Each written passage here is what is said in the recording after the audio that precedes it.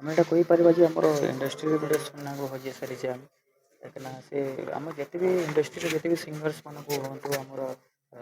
ମାନେ young generation ହଉ କି ଆମର ଓଲ୍ଡ ଜେନେରେସନ୍ ସେଗୁଟେ ଆମ ସବୁବେଳେ ମେଣ୍ଟର ଭଳିଆ ରହନ୍ତି ଆଉ ସବୁବେଳେ ଥିବେ ଆମ ଭିତରେ ସବୁବେଳେ ସେ ଆଗରୁ ବି ଥିଲେ ଏବେ ବି ଅଛନ୍ତି ଆଉ ସବୁବେଳେ ଥିବେ ଆଉ ସେ ଆମକୁ ବହୁତ ଜିନିଷ ଶିଖେଇକି ଯାଇଛନ୍ତି ଆଉ ତାଙ୍କ ବହୁତ ଜିନିଷ ଶିକ୍ଷା ପାଇକି ଯାଇଛୁ ଆଉ ମୁଁ କହିବି ଯେ ମାନେ ଏଇଟା ଗୋଟେ ଆମେ ଗୋଟେ ଓଡ଼ିଶାରେ ଗୋଟେ ସୁନା ଗୋଟେ ହରେଇ ସାରିଛୁ ଆମେ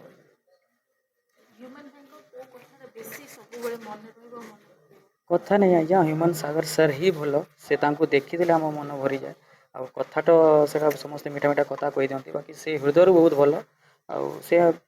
କଣ କହିବି ତାଙ୍କ ବିଷୟରେ ସବୁ ଓଡ଼ିଶା ଜାଣିଛି ଆଉ ଆମ ଇଣ୍ଡଷ୍ଟ୍ରିର ସମସ୍ତ ସବୁ ଆର୍ଟିଷ୍ଟ ସମସ୍ତଙ୍କୁ ସେ ଭଲ ପାଆନ୍ତି ସମସ୍ତଙ୍କ ସହିତ ମିଶନ୍ତି ଆଉ ସବୁବେଳେ ସେ ନିଜେ ଗୋଟେ ଗୁରୁ ଭଳିଆ ହେଇକି ବି ନିଜକୁ ଶିଷ୍ୟ